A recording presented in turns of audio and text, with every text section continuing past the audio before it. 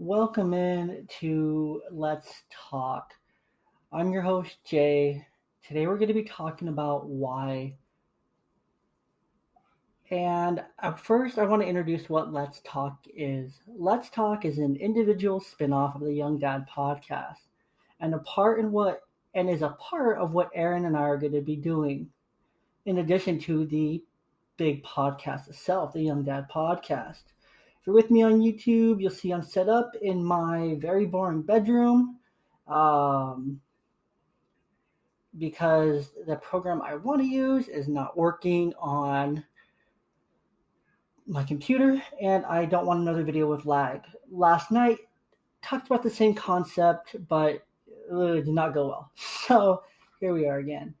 So basically, so I'm your host for today's Let's Talk. I'm Jay. Um, grab a snack, grab a juice box, grab some candy, and let's talk. Why?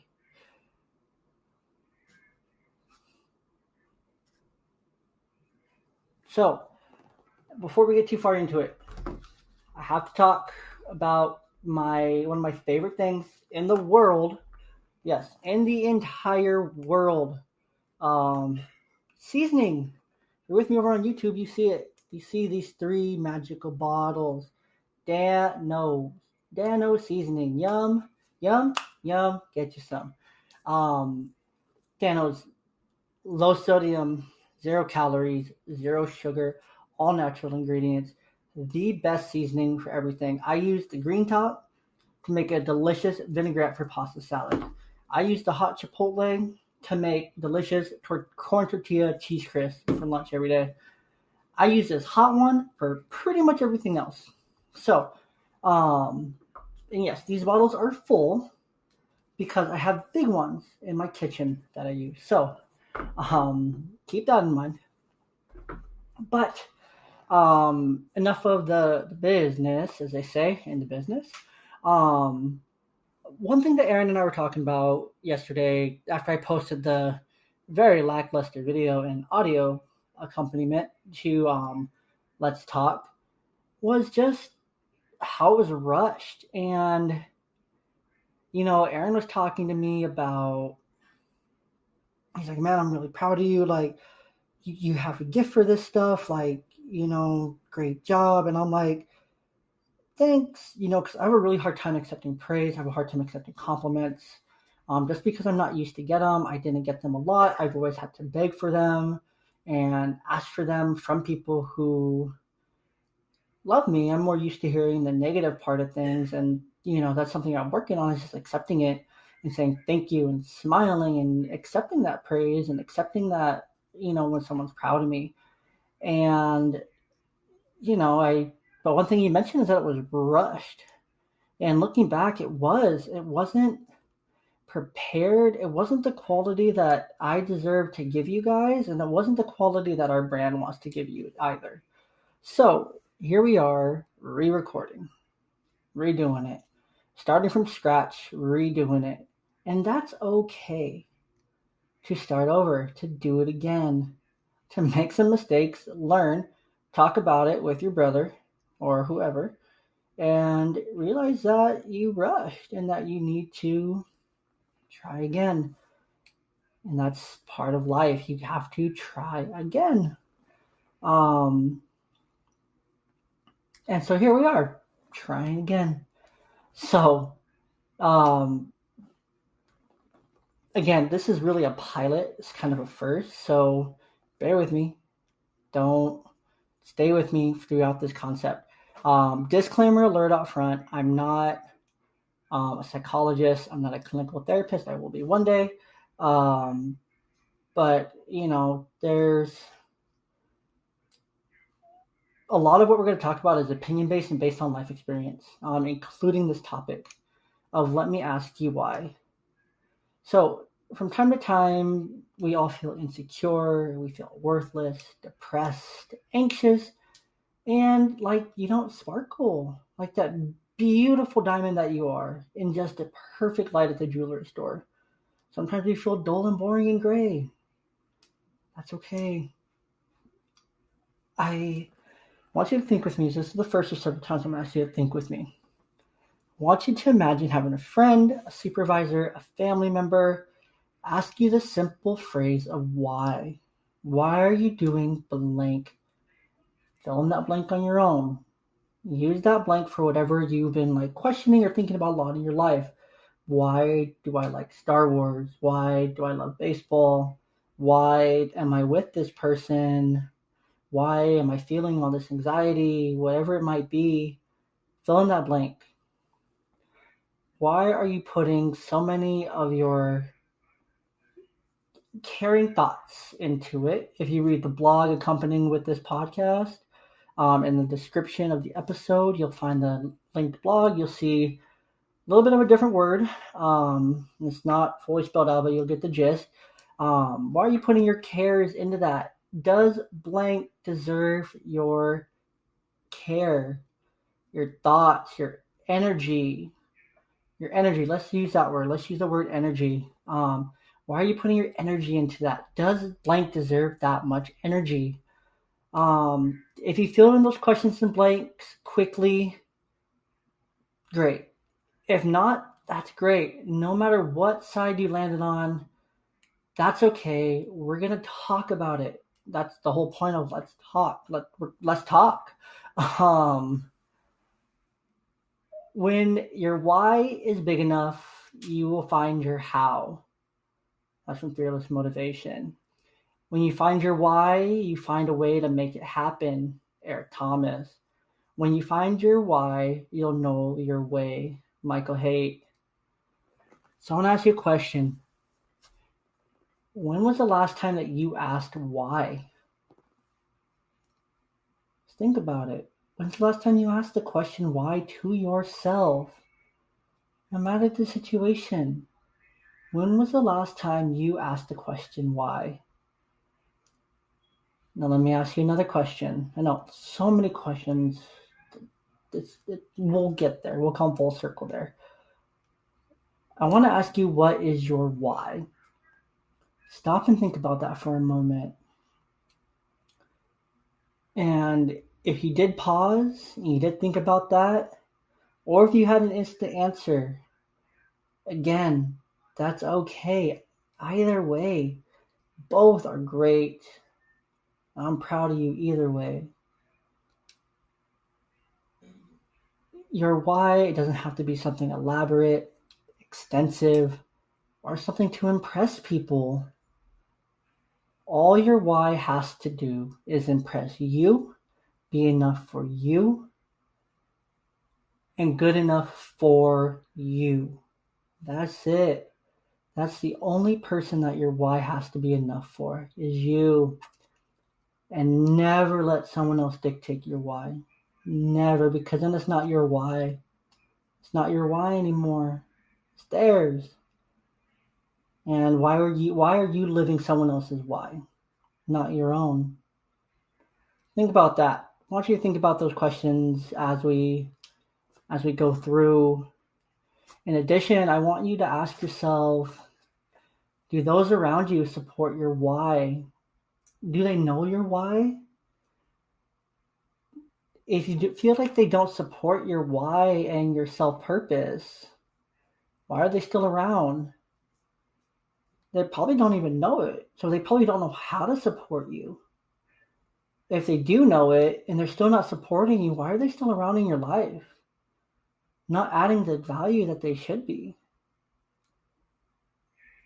You see, we can ask ourselves why in so many different scenarios. We're going to get to a couple more here. But we always want to make sure that those around us, that we're around all the time, that we care about, that we give our energy to, they know our why and they support our why, and vice versa. Never want it to be a one-way street in any kind of relationship. You want it to be a two-way street. You want to know their why and you want them to know your why. And you want to make sure that you guys are supporting each other's why. So, another question here. Do you get up daily to live your why? If not, why? I know, so many whys. I'm asking you so many questions, but it's the same question. just in a different context. So I have an idea, a theory, as if you will. Okay, humor me here. That the reason we aren't living our why is because of ourselves. Yep, I said it. You're not living your why because of yourself. We have given our control of our minds to negative thinking. Let's call this negative thinking those voices. Those voices, they say we're not enough. They say we're ugly, we're fat, we're worthless, we're destined to be alone, they're loud, and they're wrong. They are so wrong, but they're powerful. They can make us cry, they can make us angry, they can make us anxious, and they can keep us up at night, and they can wake us up in the middle of the night with those same feelings, with that loudness. It feels like it's right here in the back of your eardrum. You hear it all the time. And that's because we've allowed it. We've allowed those voices to have so much control of ourselves that the positive parts that want to shine truly who they are to shine for us, they're being overshadowed and overpowered. So we have to get powered back to them. Life is a fight for territory. And once you stop fighting for what you want, what you don't want will automatically take over. Les Brown, voices in my head, chanting, kisses, bread, prove yourself, fight, shove, learn, earn, look for love. They drown a lesser voice. Silent, now of choice, breathe in peace, and be still. For once, like me, Vikram Seth. So let's take a breath together. Let's just take 3 deep breaths together right now and choose that silence.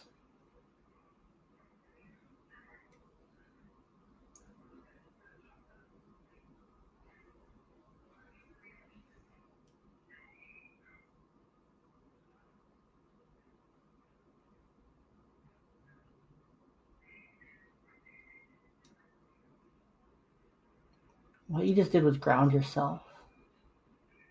You tapped into those different parts of your brain that allow you to think logically and rationally, and you tapped into those lesser voices that are being drowned out, that are the positive ones, when you can just stop and breathe.